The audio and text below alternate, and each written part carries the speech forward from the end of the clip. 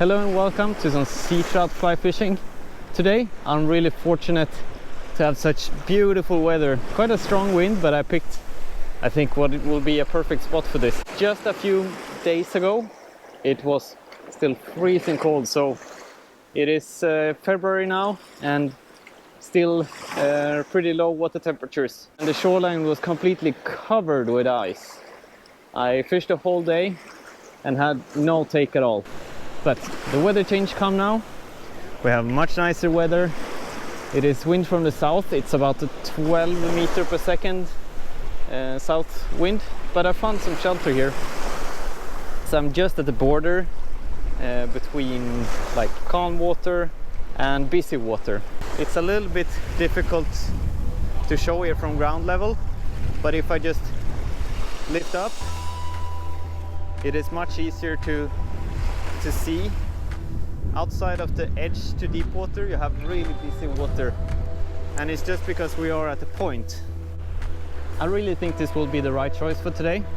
It's right in the transition between calm and busy water, and that's like the hunting zone, because most of the bait fish will prefer calm water and most of the sea trout will prefer busy water, and where they meet is just in the transition. So that's the thing where we're gonna fish. Now I'm gonna show you some, hopefully it's a nice sea trout hunting in that zone.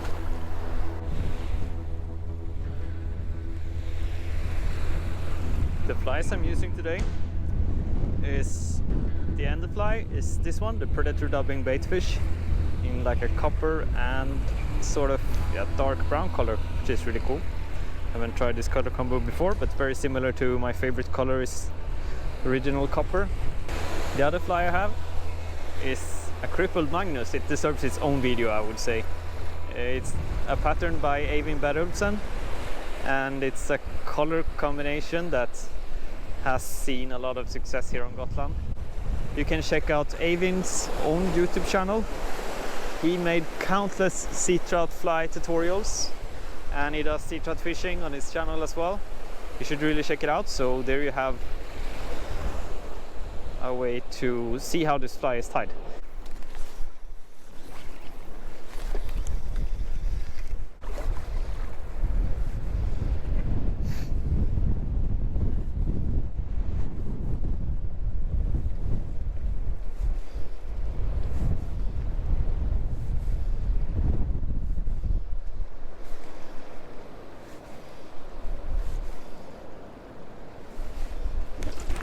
Yep, I'm hooked up.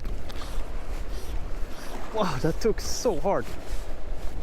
I can't really see what fly it took yet, but it's a jumper for sure.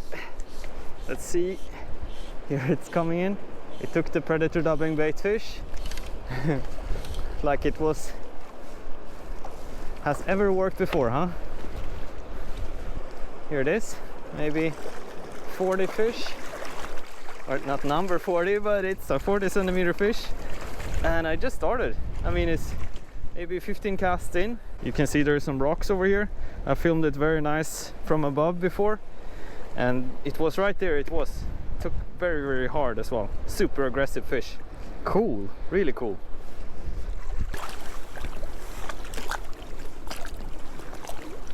So there you have it. It stood just at the rocks, at like the transition between the rocks where it breaks the big waves, and on the other side is the calm water, like I was talking about in the intro.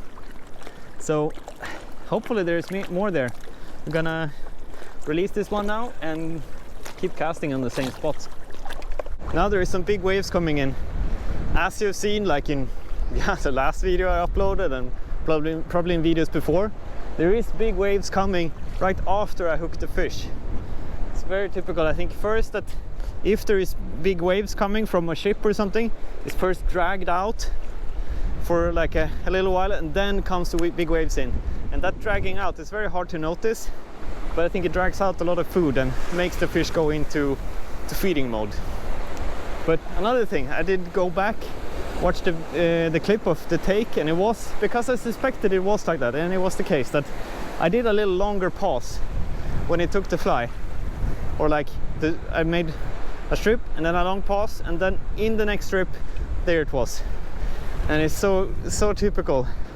So I'm just gonna do copy paste what has been working. That's usually the procedure. Copy paste what's working, delete what doesn't give you anything. Over the years you get success in sea trout because it's not easy when you begin. So it was out here that I had to take.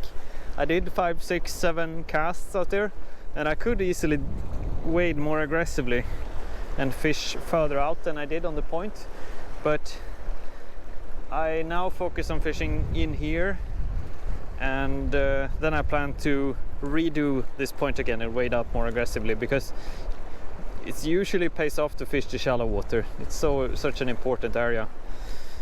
My leader is a bit messed up now in the strong winds. I have a knot here, tailing loop, and I'm gonna probably change the other fly here as well.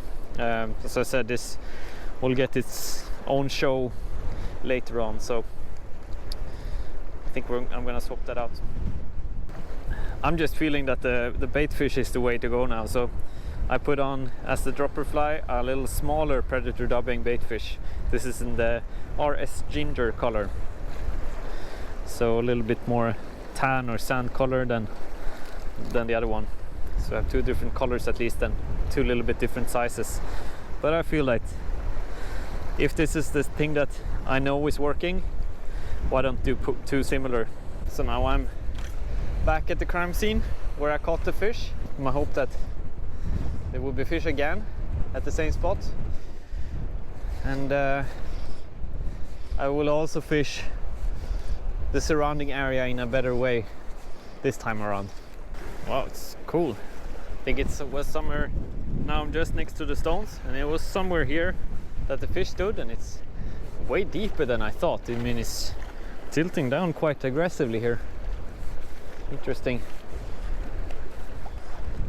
So maybe try that for a little longer now, to fish a little bit more out here in the closer to the deep water, because the water level is pretty low. I mean, it ain't much water on the shallow stage, and then what's typical on Gotland is that it goes in like levels, and the first level in the most shallow water, it ain't much water at all there today. It's only like 40 centimeters or so. I did a little walk, and as you see in here, the water is even more clear and it's very flat. I'm just gonna do a few casts here, but I think there is about 40 minutes until sunset. We're gonna do a quick shift after that and fish another spot. But yeah, I'll just give it a 10, 8, 12, 16 casts. We'll see.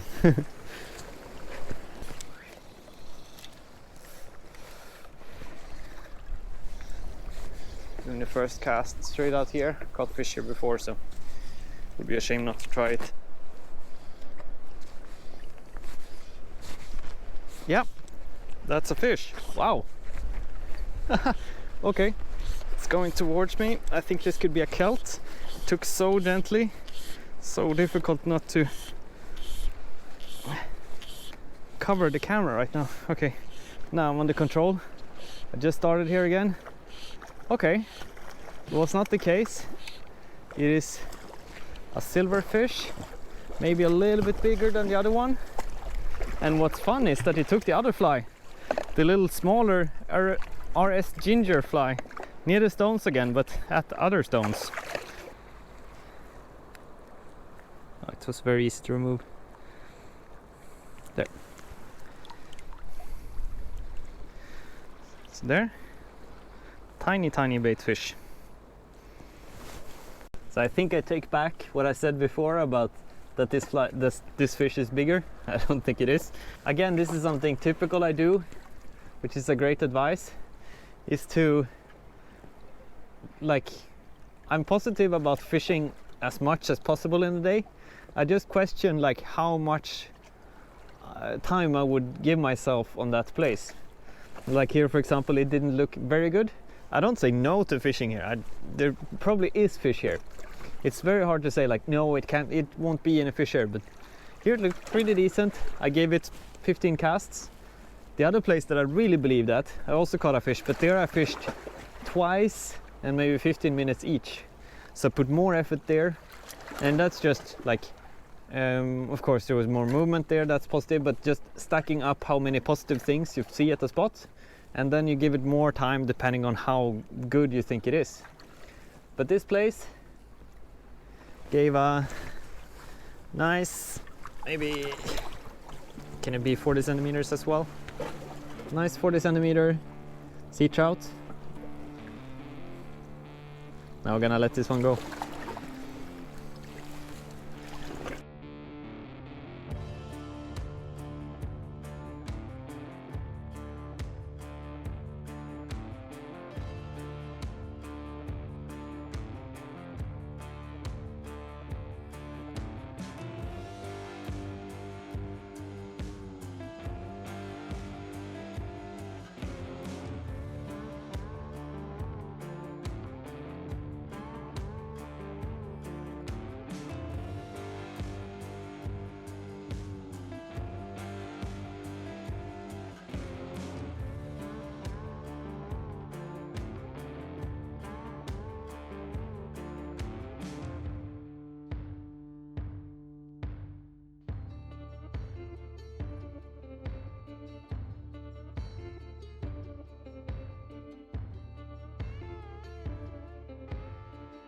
Okay, maybe I cut the storyline very brief here, but to sum it up, 1 hour after sunset fishing, but no catching.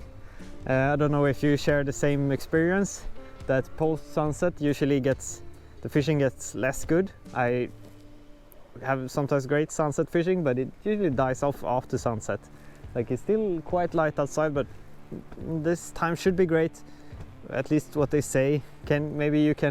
Maybe you have the same experience, or you can tell a story about when you once had good fishing in this time. It would really give my hope up again for this time, because I started to distrust this post sunset hour. So I would be very happy for that, to hear your story down below. Thank you so much for watching. All about the flies and what gear, always down in the description. And it's not far until the next one.